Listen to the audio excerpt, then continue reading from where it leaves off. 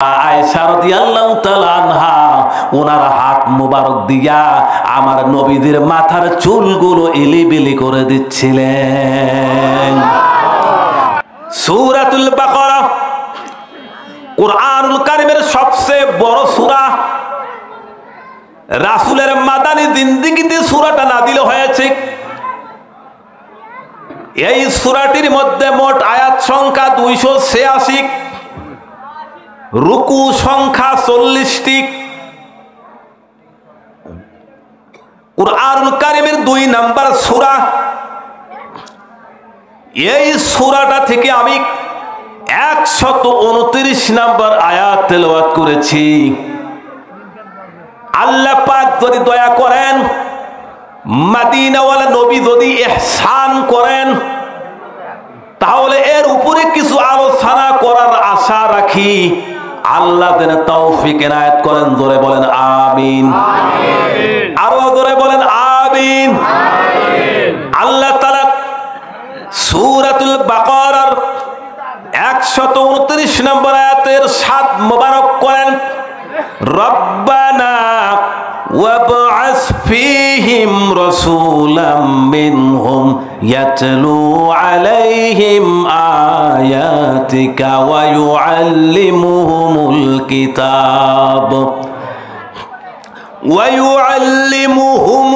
কিতাবা ওয়াল হিকমা ওয়া ইউযাক্কিহিম ইন্নাকা আনতাল আজিজুল হাকীম।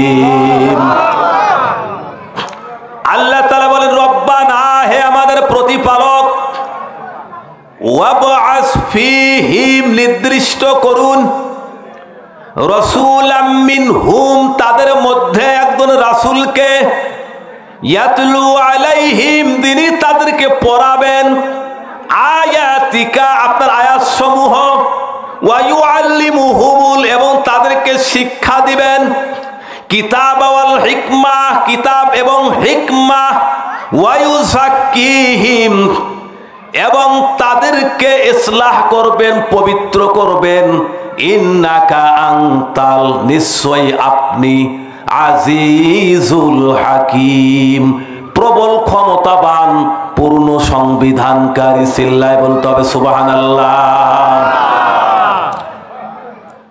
এই আয়াতের শানে নাযিল এখন বলবো। এই আয়াত নাযিলের কারণটা কি? আল্লাহ পাক এই আয়াতটি কেন নাযিল করলেন?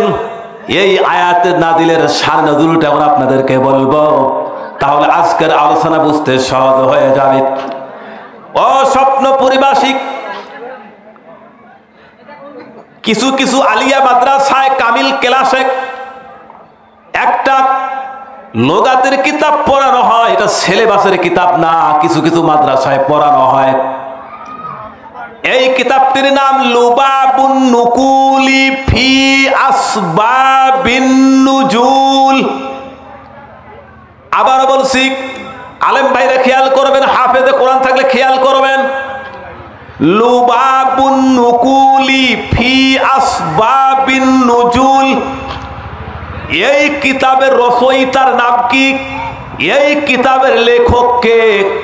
এই কিতাবের লেখক হচ্ছেন আল্লামা ইমাম জালালউদ্দিন সৈয়দী রাহমাতুল্লাহ আলাইহি। উনি আমাদের মতো ইমাম না, স্বপ্নপুরী মসজিদের মতো ইমাম নয়, এরপরে আফতাবগঞ্জ বাজার মসজিদের ইমামের মতো ইমাম না, নবাবগঞ্জ কেন্দ্রীয় মসজিদের ইমামের মতো ইমাম না, রংপুর বাস টার্মিনাল মসজিদ বলেন, কারামতিয়া মসজিদ বলেন, এই রকম ইমাম না, জাতীয় মসজিদের ইমামের মতো ইমাম না।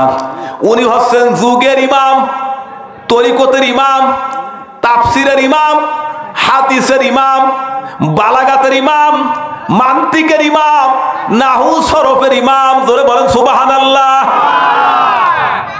ইমাম সৈয়দী এত বড় একজন ইমাম, উনি যেন তেন ইমাম ছিলেন না। ইমাম সৈয়দী বলেন, লাওয়াজাতু আকসারা মিনহু লাহাফিজতু, আমি ইমাম সৈয়দী বড় সাধনা করে, অনেক সাধনা করে 2 লক্ষ হাদিস মুখস্থ করেছি। 2 লক্ষ হাদিস মুখস্থ করার পরে ইমাম সৈয়দী বলে যদি আরেকটা হাদিসও পাইতাম সেটাও মুখস্থ করতাম। তাহলে ইমাম সৈয়দীর মতো ইমাম যিনি 2 লক্ষ হাদিসের হাফেজ, উনি একটা কিতাব লিখেছেন, কিতাবের নাম আল হাবিলিল ফাতাওয়া। ওই কিতাবের মধ্যে একটা চ্যাপ্টার আছে, ওই চ্যাপ্টারের মধ্যে উনি লিখেছেন হুসনুল মাকসাদ ফি আমালিল মাউলিদ। আমরা যারা পাস করা মাওলানা, কি মাওলানা? পাস করা মাওলানা, হাকিকি এলেম নাই, হাকিকি জ্ঞান নাই। এই পাস করা মোল্লা যারা, এরা বলে মিলাদ কিয়ামের অস্তিত্ব হাদিসে নাই, কোরআনে নাই। আর 2 লক্ষ হাদিসের হাফেজ যিনি, তিনি বললেন আমি মিলাদের মূল হাদিসেও পেয়েছি, কোরআনেও পেয়েছি। আরো জোরে, আরো জোরে। মিলাদের মূল যদি হাদিসে থাকে, কোরআনে থাকে, তাহলে এবার জবাব দিবেন, তাহলে সেটা ইবাদত হয় না বেদাত হয়? হ্যাঁ হ্যাঁ, কেউ বলছে বেদাত, কেউ বলছে ইবাদত। আমি কার সামনে ওয়াজ করব? যে জিনিসটা বেদাতের সংজ্ঞা কি, যে জিনিসটা কোরআনে নাই, হাদিসে নাই, নবী করে নাই, সাহাবারা করে নাই, মানুষ তৈরি করছে, তাকেই বলে বেদাত। তো যে জিনিসটার মূল হাদিসে আছে, কোরআনে আছে, ওটা বেদাত হয় না ইবাদত হয়? আরো জোরে বলতে হবে, বেদাত হয় না ইবাদত হয়? তাহলে মিলাদ কিয়াম বেদাত না ইবাদত? বেদাত না ইবাদত? এটা আমার কথা না 2 লক্ষ হাদিসের হাফেজের কথা? 2 লক্ষ হাদিসের হাফেজের কথা মানবো না স্বপ্নপুরীর মুহাদ্দিসের কথা মানবো?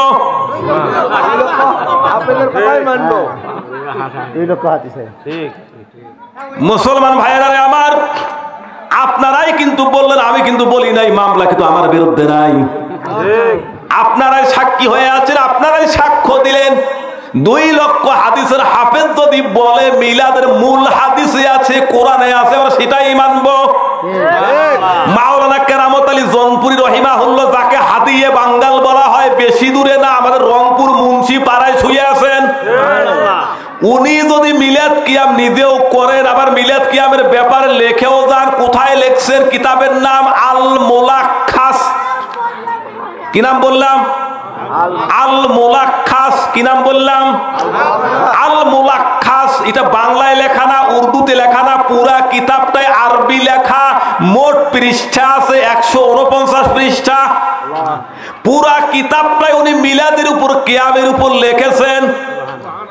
যে হাদিয়ে বাঙ্গাল মাওলানা কেরামত আলীর হাতে প্রায় 1 কোটি মানুষ কালেমা পড়ে মুসলমান হয়েছে। তাহলে হাদিয়ে বাঙ্গাল মাওলানা কেরামত আলীর কথা মানবো না পার্বতীপুর মসজিদের ইমামের কথা মানবো? মাওলানা কেরামত আলী জনপুরি রহমাতুল্লাহ আলাইহির চেয়ে বড় মাওলানা বা ওনার সম পরিমাণ, ওনার কাছাকাছি যদি কোনো আলেম কি শুধু পার্বতীপুরে না, নবাবগঞ্জ না, দিনাজপুর জেলা না, মাওলানা কেরামত আলীর মতো বড় মাওলানা গোটা রংপুর, গোটা বাংলাদেশে আছে, গোটা বিশ্বে আছে। তাহলে মাওলানা কেরামত আলী যেই দিকে, আমরাও সেই দিকে আসি না নাই? মাওলানা কেরামত আলী যে পথে, আমরা সেই পথে আসি না নাই? এই তো রংপুর জেলার মুন্সি পাড়ার মসজিদে ঘুমিয়ে আছেন আল্লাহর ওলি বেহেশতের বাগানে।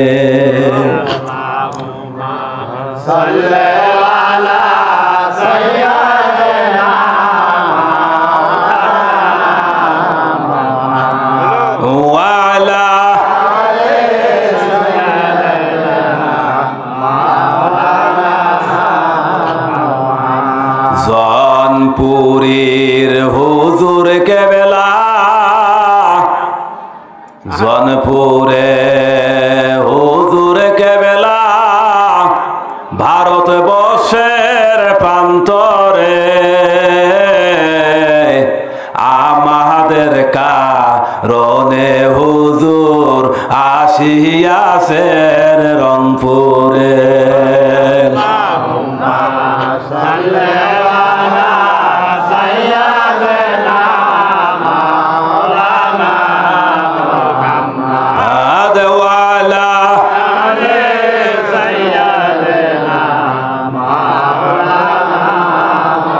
সেই ইমাম সৈয়দী রহমাতুল্লাহ আলাইহি উনি বলেন, আমি যখন তাফসীর লিখতাম, আমি যখন হাদিস লিখতাম, যদি আমার সন্দেহ লাগতো, লিয়াকত আলী আশিকি ভাই যদি কোনো ব্যাপারে সন্দেহ করে উলিপুরি সাহেবকে ফোন দেয়, ঠিক না বেঠিক, যে ভাই দেন এটা হবে না সেটা হবে। আল্লামা জাকারিয়া আমাকে ফোন দেয়, ভাইদের কোনটা সঠিক, ঠিক না? আমি যদি না পারি, তার আমার সে যিনি বড় বাহারুল উলুম মুফতি মাসুদুর রহমান হামিদি হুজুর, ওনাকে ফোন করি, ঠিক না বেঠিক? কিন্তু ইমাম সৈয়দী রহমাতুল্লাহ আলাইহি উনি যখন তাফসীর লিখতেন, হাদিস লিখতেন, আর যখন সন্দেহ করত, উনি কোন দুনিয়ার কোন সাধারণ উস্তাদকে জিজ্ঞাসা করতেন না।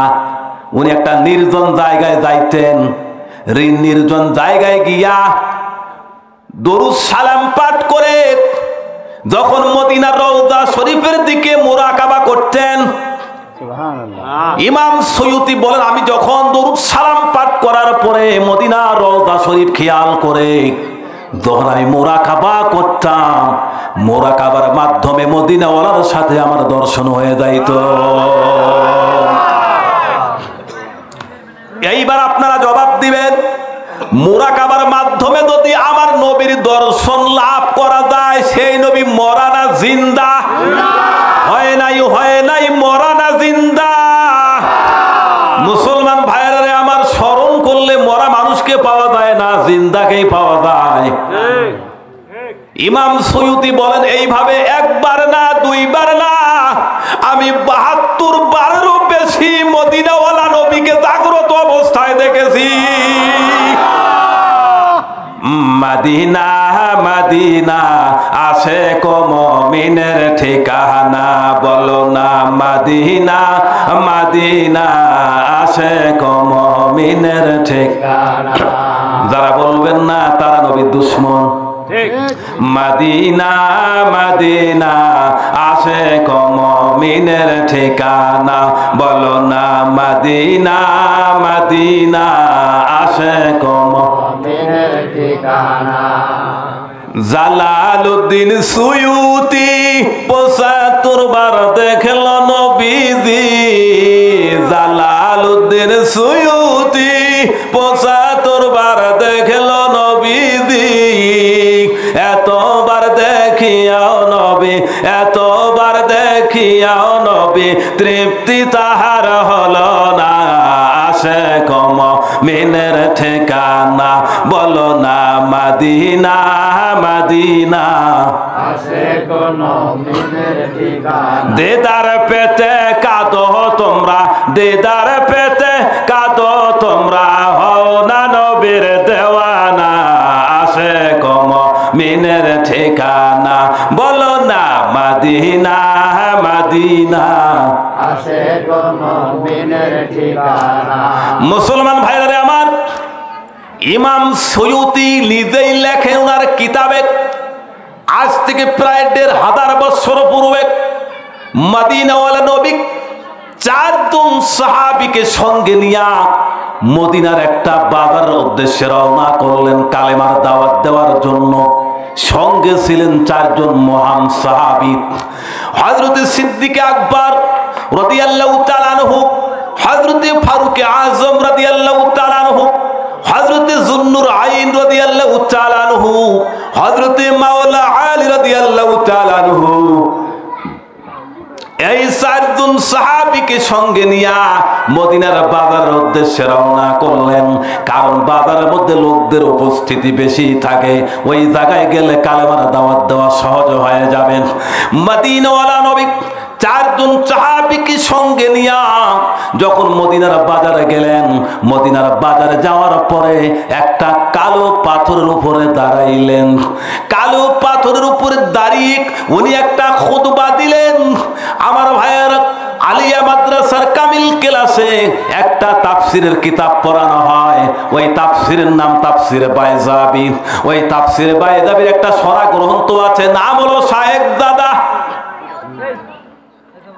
ওই কিতাবের মধ্যে লেখা হয়েছে মদিনাওয়ালা নবী যখন কালো পাথরের উপর দাঁড়িয়ে একটা খুতবা দিলেন, ইয়া মাশারাল ইয়াহুদান নাসারা। ওই সময় তো স্যাটেলাইট ছিল না, মাইক সাউন্ড সিস্টেম ছিল না, পেপার পত্রিকা মিডিয়া কর্মী, আজকে হাবিব মিডিয়া আছে, ওই সময় কোনো মিডিয়াই ছিল না। আমার নবী বাজারের একটা কোণারে দাঁড়িয়ে কালো পাথরের উপর দাঁড়িয়ে সকল ইহুদি নাসারাদেরকে ডাক দিলেন। কিন্তু আমার নবীর কণ্ঠ মুবারক বাজারের লোকদের কানে গেল কেমনে? হাতে তো সাউন্ড সিস্টেম নাই, মাইক নাই। শায়েখ জাদার মধ্যে লেখা হয়েছে মদিনাওয়ালা নবী যখন ইহুদি নাসারাদেরকে ডাক দিয়েছে, আমার নবীজির মধু মাখা কণ্ঠ মুবারক আমার আল্লাহ কুদরতি ভাবে সকল ইহুদি এবং নাসারার কানের ভেতরে ঢুকিয়ে দিয়েছে। আমার নবীজির কণ্ঠ মুবারক যখন ইহুদি নাসারাদের কর্ণগোচর হয়ে গেল, ইহুদি নাসারারা অবাক হয়ে গেল, এত সুন্দর কণ্ঠ কোথা থেকে ভেসে আসলো? ইতিপূর্বে এত সুন্দর কণ্ঠ তো আমরা শুনিনি। এইবার ইহুদি নাসারা গুলো ব্যবসা বন্ধ করে দিয়া সকলে দৌড়াইতে লাগলেন, কোথার থেকে ডাক আসলো, কোথার থেকে ডাক দিল। ওরা যাইতে আছে গিয়া দেখে আমার নবীজি কালো পাথরের উপরে দাঁড়িয়ে আছে।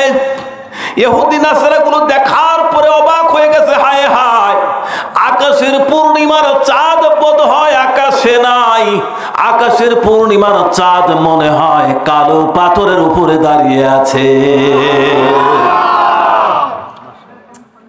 তার কারণটা কি? আমার আল্লাহ পাক আমার নবীজিকে সৃষ্টির সর্বশ্রেষ্ঠ সৌন্দর্য দিয়া সৃষ্টি করেছেন। সৃষ্টির মধ্যে, সৃষ্টিকুলের মধ্যে, সৃষ্টি জগতের মধ্যে আমার নবীর চেয়ে সুন্দর কেউ ছিল না। পূর্ণিমার চাঁদ মনে হয় কালো পাথরে দাঁড়িয়ে আছে। এই জন্য আমাদের জাতীয় কবি নজরুল ইসলাম উনি বলেছেন, তোরা দেখে যা আমিনা মায়ের কোলে, তোরা দেখে যা আমিনা মায়ের কোলে। এই আওয়াজে মানি না, আরো করে বলতে হবে, তোরা দেখে যা আমিনা মায়ের কোলে, তোরা দেখে যা আমিনা মায়ের কোলে। এই সাইডে আওয়াজ নাই, তোরা দেখে যা আমিনা মায়ের কোলে, তোরা দেখে যা আমিনা মায়ের কোলে।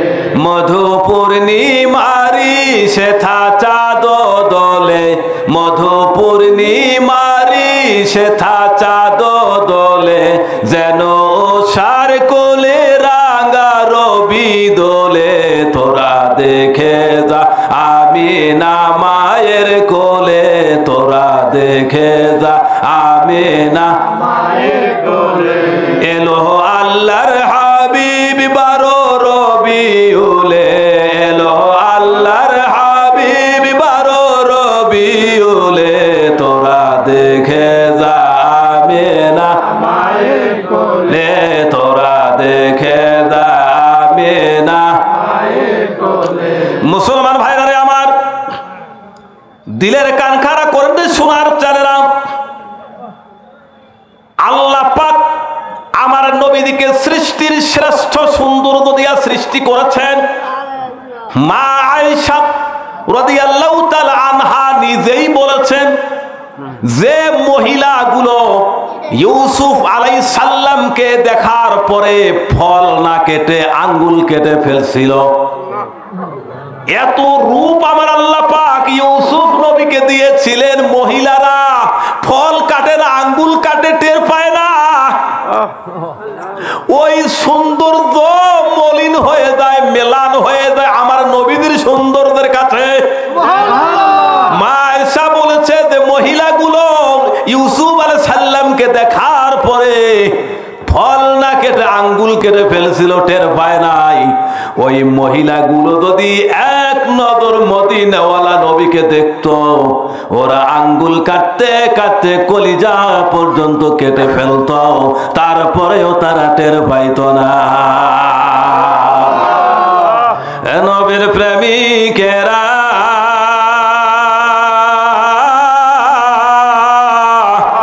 দিশে হারা মরণের ভয় করে না,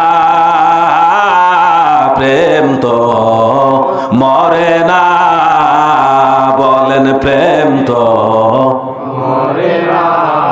মহব্বতে বলতে হবে, ওরে নবীর প্রেমিকেরা দিশে হারা মরণের ভয় করে না, প্রেম তো মরে না, বলেন প্রেম তো মরে না। প্রেম কইরাছে ইউসুফ নবী, তার প্রেমেতে জলেখা বিবি গো, ও সে প্রেমের দায়ে জেল খাটিল, তবু প্রেম ছাড়ল না, প্রেম তো মরে না, বলেন প্রেম তো মরে না। মুসলমান ভাইরা আমার, আমার নবীজি নিজের জবান মুবারকে বলেন, ইউসুফ আলাইহিস সালামকে আমার আল্লাহ পাক অতুলনীয় রূপ দিয়েছেন, আমাকেও আল্লাহ পাক নূর দিয়েছেন, আমিও সুন্দর, আমার ভাই হযরতে ইউসুফও সুন্দর, কিন্তু পার্থক্য হচ্ছে আমি হইলাম লাল গোলাপ আর আমার ভাই হযরতে ইউসুফ হলো সাদা গোলাপ। এইবার আপনারাই জবাব দিবেন, লাল গোলাপ সুন্দর না সাদা গোলাপ সুন্দর? আপনাদের কাছে ভালো লাগে কোনটা, লাল গোলাপ না সাদা গোলাপ? স্বপ্নপুরীবাসীর পক্ষ থেকে লাল গোলাপ শুভেচ্ছা। আজ পর্যন্ত সাদা গোলাপকে বললেন না কেন? সাদা গোলাপের কথা তো আজ পর্যন্ত কেউ বললো না। বঙ্গবন্ধু চলে গেছে, জিয়াউর রহমান চলে গেছে, হুসাইন মোহাম্মদ এরশাদ চাচা চলে গেছে, উত্তরবঙ্গের কৃতি সন্তান। বেগম জিয়া চলে গেছে, শেখ হাসিনা চলে গেছে, আবার জোট সরকার চলে গেছে, আবার শেখ হাসিনা 16 বছর পর বিদায় হয়ে গেল, অন্তর্বর্তীকালীন সরকার দেশ চালাচ্ছে। আজও পর্যন্ত কেউ নেতা কর্মীকে সাদা গোলাপের শুভেচ্ছা দিল না। তাহলে লাল গোলাপের আকর্ষণ বেশি না কম? সেই লাল গোলাপেই হলো আমার নবীজি। রহমতে আলম নবী নূরে মুজাসসাম, রহমতে আলম নবী নূরে মুজাসসাম, সাহাবীরা আতর বানায় ওই নবীদের ঘাম, বলুন সাহাবীরা আতর বানায় ওই নবীদের ঘাম। মুহাব্বতে বলতে হবে, রহমতে আলম নবী নূরে মুজাসসাম, রহমতে আলম নবী নূরে মুজাসসাম, সাহাবীরা আতর বানায় ওই নবীদের ঘাম, বলুন সাহাবীরা আতর বানায় ওই নবীদের ঘাম। চিনো মানো জানো কেমন আমার নবীজি, যাহার পাগল চন্দ্র সূর্য তারকারাজি, তোমরা আরো শুনবানি সুন্দর কাহিনী, আরো শুনবানি সুন্দর কাহিনী, জান্নাতের রুমে রুমে লেখা নবীর নাম, জান্নাতের রুমে রুমে লেখা নবীর নাম। রহমতে আলম নবী নূরে মুজাসসাম, রহমতে আলম নবী নূরে মুজাসসাম, সাহাবীরা আতর বানায় ওই নবীজির নাম। মুসলমান ভাইরা আমার, কথার প্রসঙ্গে কথা মনে হয়ে যায়। স্বপ্ন পরিবাসী দিলের কান খাড়া করে ইহুদি নাসারা গুলো আমার নবীকে কালো পাথরের উপর দেখে অবাক হয়ে গেছে। সেই কথা আমার মনে আছে। আমি বলতেছিলাম আমার আল্লাহ পাক সৃষ্টির সর্বশ্রেষ্ঠ সৌন্দর্য দিয়া মদিনাওয়ালা নবীকে সৃষ্টি করেছেন। মদিনাওয়ালা নবী মা আয়েশা রাদিয়াল্লাহু তাআলা আনহার সঙ্গে একদিন রাতের বেলায় দৌড় প্রতিযোগিতা করলেন। জ্যোৎস্নার রাত, চাঁদনি রাত, আকাশে পূর্ণিমার চাঁদ। আরব দেশ কিন্তু আবার সুদলা সুফলা শস্য শ্যামলা নয়, মরুভূমির দেশ, পাহাড়ের দেশ। আকাশে পূর্ণিমার চাঁদ আর জমিনে মরিচিকা, দেখতে কেমন লাগবে? এত সুন্দর স্বচ্ছ আমার ভাইয়ের আকাশে চাঁদ, নিচে বালু। রাতের বেলায় দৌড় প্রতিযোগিতা করে আমার নবীজি বলেন, আয়েশা রে, আমি ক্লান্ত হয়েছি, তোমার রানের উপর আমি একটু মাথা রেখে বিশ্রাম করব। মা আয়েশা রাদিয়াল্লাহু তাআলা কি ভাগ্যবতী মহিলা, কি গুণবতী মহিলা। উনার রান মোবারকের উপরে আমার নবীদের মাথা মোবারক, মা আয়েশা রাদিয়াল্লাহু তাআলা আনহার রানের উপরে আমার নবীজি মাথা মোবারক রেখে বিশ্রাম করতেছে। মা আয়েশা রাদিয়াল্লাহু তাআলা আনহা বললেন, এটা আমার সুবর্ণ সুযোগ, আমার রানের উপরে প্রিয় নবীদের মাথা মোবারক আমি একটু খেদমত করি এই সুযোগে। আমার রাসূলের চুল মোবারক কি সুন্দর ছিল, বাবৃত ছিল, আরো সুন্দর, রেশমের মতো আরামদায়ক। মা আয়েশা রাদিয়াল্লাহু তাআলা আনহা ওনার হাত মোবারক দিয়া আমার নবীদের মাথার চুলগুলো এলিবিলি করে দিচ্ছিলেন।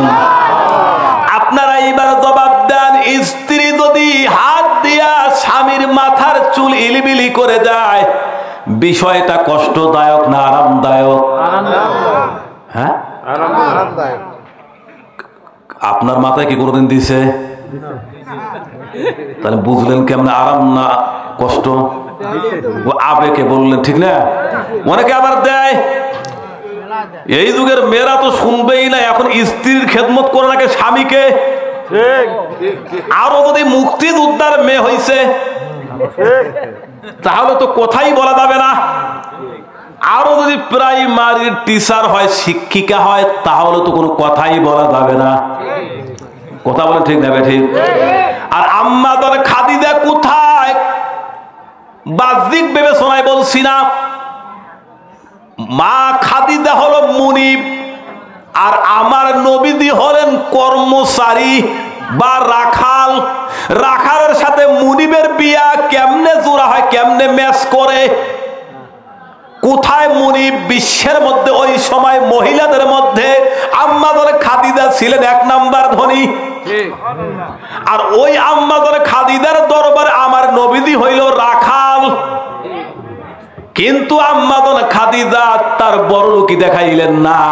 যখন চিনতে পারলেন ইনি হলেন শেষ নবী, মা খাদিজাতুল কুবরা রাদিয়াল্লাহু তাআলা আনহা বাবার উত্তরাধিকার সূত্রে সম্পদ পেয়েছিলেন এবং আমার নবীদের খেদমতে আসার পূর্বে দুইজন স্বামী হারিয়েছেন। উনাদের সম্পদ মিলে অনেক সম্পদ হয়ে গেছে। আমার নবীদের কদম মোবারকে সব কিছু কোরবানি করে দিলেন। ও মায়েরা, মা খাদিজার এই আদর্শটা কেন আপনারা নিতে পারেন না? আপনি মুক্তিযোদ্ধার মেয়ে, আপনি প্রাইমারিতে চাকরি করেন, স্বামীকে দাম দেন না। মা খাদিজার চাইতে ধনী মহিলা আপনি এখনো হন নাই। ঠিক না ঠিক? মা খাদিজা যদি সব কিছু নবীর কদমে কুরবানি করে দিতে পারে, আমরা কেন পারবো না? কি নবী দেখে আপনার মজেজা, ভাগ্যপতি আম্মা খাদিজা। আবার অনেক মানে বর্তমান মডার্ন যুগের কিছু আলেম আছে, আমাদের দরবারে মডার্ন কিছু মডার্ন আলেম আছে, তারা আবার বলতে গিয়া সুরে তারা মাতাল হয়ে যায়, অর্থ ভালো করে ঘাটে না। নবীর ওই সমস্ত মজেজা দেখা বিবি খাদিজা, কথাটা ভুল না সঠিক? হ্যাঁ, বিবি বলা যাবে না। নবীর আহলিয়াগণ, নবীর স্ত্রীগণ, মুমিনদের মা স্বয়ং আল্লাহ বলেছেন। মাকে বিবি বলা এটা কি সম্মান না বেয়াদবি? তাহলে কি বলতে হবে? নবী দেখে আপনার মজেজা, ভাগ্যপতি আম্মা খাদিজা, জীবনের সবে করিলেন অর্পণ। আল্লাহর নবী, মায়ার নবী গো, আপনি নবী আমার জীবনে। অর্থ সম্পদে যাহা ছিল, চরণে সবে সফিয়া দিল, বানাইলেন আপনাকে আপন। আরো ধরে বলতে হবে সুবহানাল্লাহ, আরো ধরে বলতে হবে আল্লাহু আকবার, দরদ দিয়া বলতে হবে ইয়া রাসূলুল্লাহ। মুসলমান ভাইয়ারে আমার, দিলের কান খাড়া করেন রে সোনার চানেরা। মা আয়েশা রাদিয়াল্লাহু তাআলা আনহা আমার নবীজির মাথার চুলগুলো ইলিবিলি করে দিচ্ছেন, আর আকাশের মধ্যে তারকা দেখতেছেন। আকাশে তারকা। মা আয়েশা রাদিয়াল্লাহু তাআলা আনহা হিকমত অবলম্বন করে আমার নবীজিকে একটা প্রশ্ন করলেন, ইয়া রাসূলুল্লাহ, ইয়া হাবিবাল্লাহ সাল্লাল্লাহু আলাইহি ওয়াসাল্লাম, আকাশের মধ্যে অসংখ্য তারা দেখা যায়, আকাশের তারকা যেমন অগণিত অসংখ্য, আমি জানতে চাই আপনার কি উম্মত, এমন কোন উম্মত আছে কি তাদের নেক আমল হবে অসংখ্য? আকাশের তারকার মতো আপনাদের উম্মতের আমল অসংখ্য আছে না নাই, আমি জানতে চাই। মদিনাওয়ালা নবী বললেন, জি আছে, আমার একজন উম্মত আছে, ওনার আমল নামায় আমার আল্লাহ এত নেকি দান করেছেন, আকাশের তারকা যেমন অগণিত তার নেকিও অগণিত। মা আয়েশা রাদিয়াল্লাহু তাআলা আনহার জানার আগ্রহ, আমি জিজ্ঞেস করব ব্যক্তিটা কে, কারণ মা আয়েশার ধারণা হয়তো আবার বাবার নামেই বলবে, কারণ নবীদের 1 নম্বর সাহাবী কে? জোরে কোন না কেন?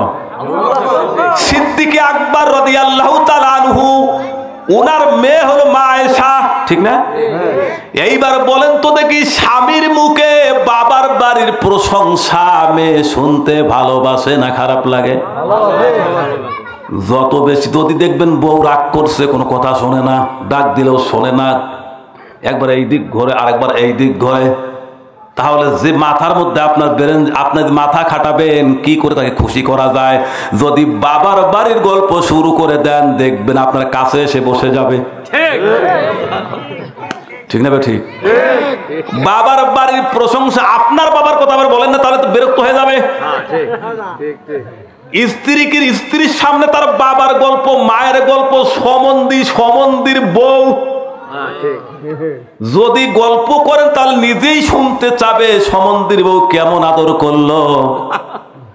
কি মা আয়েশা যেহেতু একজন বাবার মেয়ে, নবীর মুখে যদি তার বাবার নাম শুনতে পারে তাহলে তার কাছে ভালো লাগবে না খারাপ লাগবে? নবীদের মুখে বাবার প্রশংসা শোনার জন্য নবীদিকে জিজ্ঞেস করলেন, সেই ব্যক্তিটার নাম কি, আমি কি শুনতে পারি? মদিনাওয়ালা নবী বললেন, সেই ব্যক্তির নাম আমার দ্বিতীয় খলিফা হযরতে ওমর ফারুক রাদিয়াল্লাহু তাআলা আনহু। যখন ওমর ফারুক রাদিয়াল্লাহু তাআলা আনহুর নাম বললেন, মা আয়েশা বাহ্যিক ভাবে বেদান না খুশি? এমনিতেই তো উনার একজন সতীনের নাম হযরতে হাফসা রাদিয়াল্লাহু তাআলা আনহা, ঠিক না? ঠিক। আশা করেছিল বাবার নাম বলবে, বলল ওমর ফারুকের নাম। মা আয়েশা খুশি না বেদার? শুধু বেদারে হয় নাই, কিতাবে লেখা হয়েছে মা আয়েশা রাদিয়াল্লাহু তাআলা আনহার রানীর উপরে আমার নবীর মাথা মুবারক ছিল। মা আয়েশা রাদিয়াল্লাহু তাআলা আনহা রাগে অভিমান করে আমার নবীর মাথা মুবারক হাত দিয়ে তুলে নিচে রেখে ঘুরে বসেছে। নবীর মাথা রান থেকে নিচে নামাইয়া তারপরে অন্যদিকে মানে বিপরীত দিকে ঘুরে বসেছে। এইবার মদিনাওয়ালা নবী স্ত্রীকে খুশি করার মেডিসিন কি আমার নবীর জানা আছে না নাই? মা আয়েশা বেদার কেন হয়েছে নবী জানে কি জানে না? এইবার আমার নবীদি কোন ডোজ দিলে মা আয়েশা খুশি হয়ে যাবে? আমার নবীদি শুয়েছিলেন, উঠে বসলেন। বসার পরে বললেন, আয়েশা রে মন খারাপ করো না রে আয়েশা, মন খারাপ করো না। আমার আল্লাহ পাক আমার সাহাবীকে এক এক সাহাবীকে এক এক মর্যাদা দিয়েছে। এই আয়েশা শোনো, আমি তো বলেছি আকাশের তারকার মতো অসংখ্য নেকি হলো আমার ওমর ফারুক সাহাবীর, কিন্তু ওমর রাদিয়াল্লাহু তাআলা আনহু সহ উসমান রাদিয়াল্লাহু তাআলা আনহু, হযরত আলী রাদিয়াল্লাহু তাআলা আনহু সহ আমার যত সাহাবী আছে এবং কিয়ামত পর্যন্ত আমার যত ঈমানদার উম্মত আসবে, সবার নেক আমল, সবার নেকি যদি এক পাল্লায় রাখা হয়, আর আমার সাহাবী হযরতে আবু বকরের এক রাতের নেকি যদি অপর পাল্লায় রাখা হয়, সমস্ত ঈমানদার উম্মতের সারা জীবনের নেক আমলের চাইতে আমার আবু বকরের এক রাতের নেকির পাল্লা অনেক বেশি ভারী হয়ে যাবে। এইবার বলেন তো খুশি না বেদার? তাহলে আবু বকর সিদ্দিক রাদিয়াল্লাহু তাআলা আনহু কোন রাত্রে সবচেয়ে বেশি নেক পেয়েছে, ওটা ওই রাতের কথা জানার দরকার আছে না নাই? যারা কিয়ামের বিরোধিতা করো, এই রাতের কথা বললেই কিয়ামের দলিল এসে যাবে। মুসলমান ভাইরা রে আমার, মদিনাওয়ালা নবী হিজরত যাওয়ার মুখতালিফ রওয়ায়াত 6 মাস, ও কোন কোন বর্ণনা এসেছে 2 বছর, আমরা 6 মাসেই ধরলাম।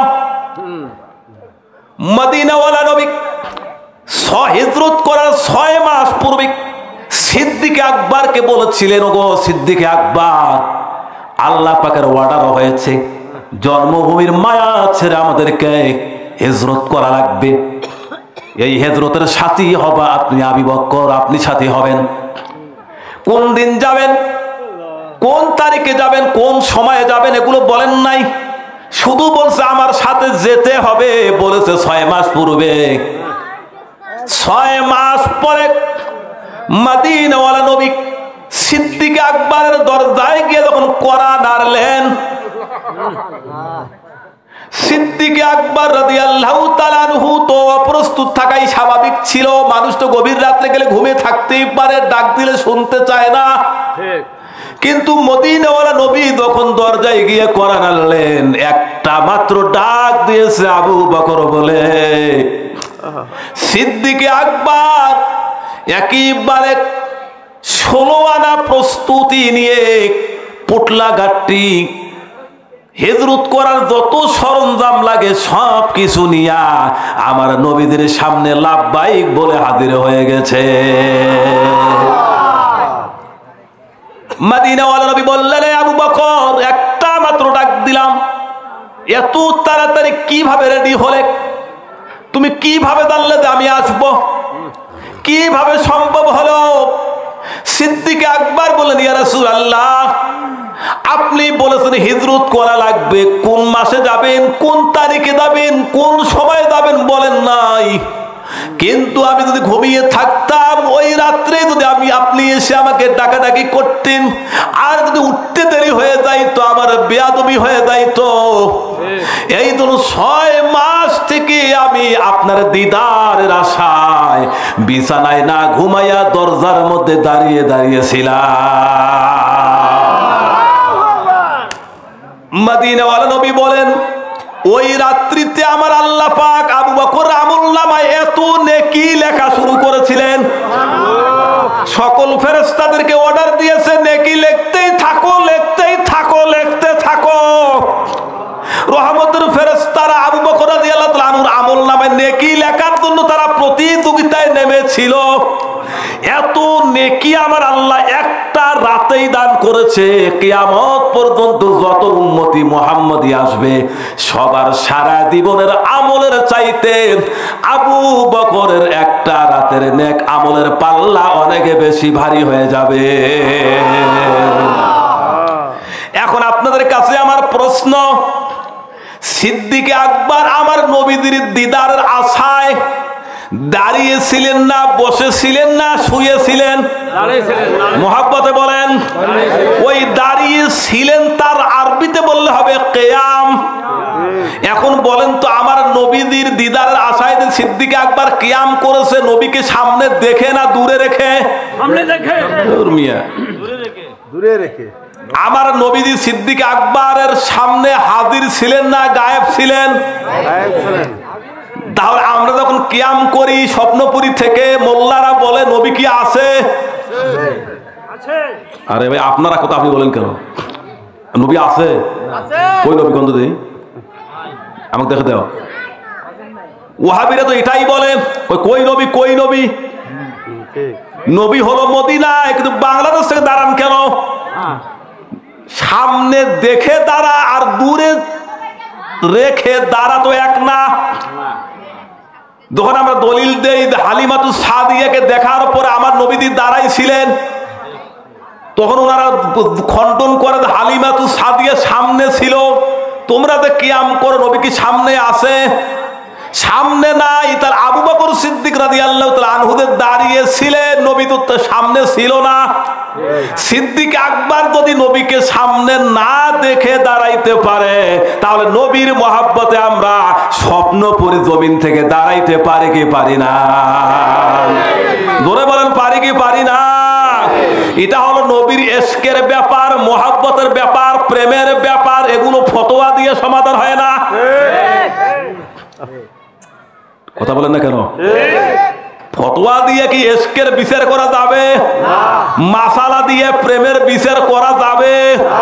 যদি মাসালা দিয়ে সব ফতোয়া খণ্ডন করতে চান, সমাধান করতে চান, তাহলে ওয়াইস করুনি নবীর প্রেমে 32টা দাঁত ভাঙলেন কেন? এর ফতোয়া কি? ফতোয়ায় তো আছে যদি ফতোয়ায় দেন এটা হারাম, কারণ নিজের শরীরে নিজে আঘাত করা হারাম না হালাল? হারাম। জায়েজ না নাজায়েজ?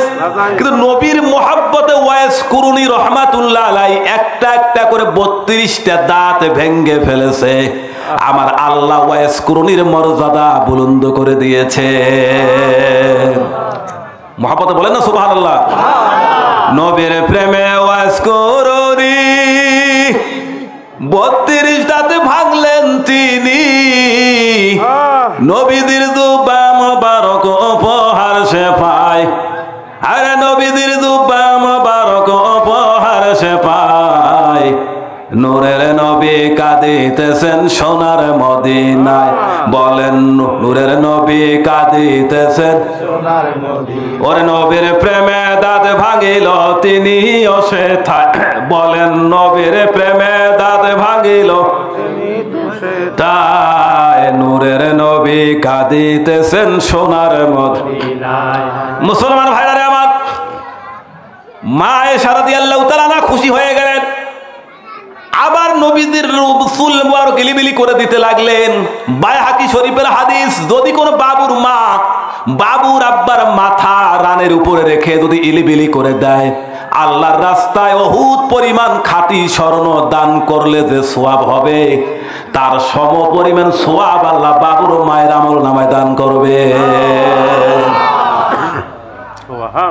স্বামী স্ত্রী মহাব্বত যে জায়গায় আছে, ঘরে স্বামী স্ত্রী মহাব্বত আছে, ওটা জান্নাতের টুকরা। যে ঘরে স্বামী স্ত্রী মিল মহাব্বত নাই, ওটা জাহান্নামের চাইতে অধম। লাখ লাখ টাকা মাসে ইনকাম করে বউ কথা শোনে না, ঝামেলা আছে না নাই?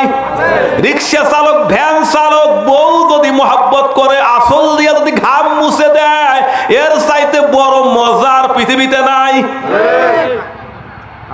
এই শান্তি দান করার মালিক হলো আল্লাহ। আর স্ত্রীকে কিভাবে মেনটেন করা লাগবে, এই টেকনিকও আপনার জানা থাকা লাগবে, ঠিক না ঠিক? স্ত্রীর যদি মন জয় করতে চান, যেমন হাদিসে আছে, স্বামী স্ত্রী এক বালিশে মাথা রেখে ঘুম পাড়া সুন্নাহ। কিন্তু গরমের দিন একসাথে না শুয়ে বিছানা আলাদা করেন গরমের চোটে, আর শীতকালে আবার বলাও লাগে না, ঠিক না ঠিক? আবার মুখের সাথে মুখ, মানে মুখোমুখি হয়ে অনেকে উল্টা দিকে, স্ত্রী এই দিক স্বামী এই দিক, এইদিকে প্রাথমিক অবস্থায় ঘুম পাড়া শরীয়ত সম্মত না, এটা শরীয়তের পরিপন্থী। প্রাথমিক অবস্থায় মুখোমুখি হয়ে ঘুম পাড়া সুন্নাহ। তারপরে ঘুমের ধান্দায় কোন দিকে যাবেন এটা আপনার ব্যাপার, ঠিক না বেটি? পাটগ্রাম দহগ্রামে গিয়ে যখন এই আলোচনাটা করলাম, স্বামী স্ত্রী মুখোমুখি হয়ে ঘুম পাড়া সুন্নাহ, মানে দোমুখা হয়ে মুখোমুখি হয়ে ঘুম পাড়া সুন্নাহ।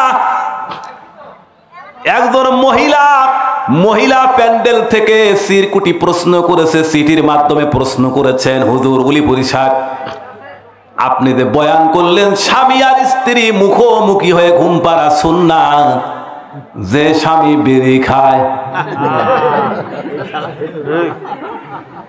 আমি লজ্জা পাইলাম, এত বড় আপত্তি আমার মায়ের। অনেক গাধা আবার আছে, বিড়ি আবার খায় ঠিক, বিড়ির ধোঁয়া আবার বউয়ের নাকের মধ্যে ছেড়ে দেয়। আরে বউ তো কিছু বলবে না, স্বামীর ব্যাপার, কিন্তু এটা খারাপ লাগে না ভালো লাগে? আর বিড়ি তো আমারই ভালো লাগে না, বিড়ি খোরের সাথে আমিও বসতে পারি না, তাহলে একজন স্ত্রী, একজন মহিলা তো এমনিতে আরো সহ্য করতে পারে না, ঠিক না ঠিক? যদি সহ্য করতে পারতো তা আমাকে তার প্রশ্ন দিত না। উলিপুরি সাহেব, স্বামী যদি বিড়ি খায় তাহলে মুখের সাথে মুখ কেমনে লাগাবো? আর বিড়ি যারা খায় তার শার্ট গন্ধ করে, যে বিছানায় শোয় সে বিছানা গন্ধ করে, যদি টয়লেটে যায়, বাথরুমে যায়, সেটাও গন্ধ করে।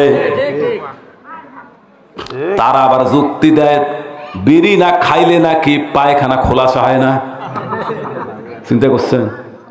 আমাদের কেমনে হয় এগুলো বাদ দেন? কলা খান, ডিম খান, মধু খান, দুধ খান, ঘি খান, ভালো ভালো জিনিস খান, তার স্ত্রীর প্রতি মহব্বত বাড়বে, স্বামীর প্রতি স্ত্রী মহব্বত বাড়বে, স্ত্রীর প্রতি স্বামীরও মহব্বত বাড়বে। কথা বলো ঠিক না ঠিক? ঠিক না বেঠে?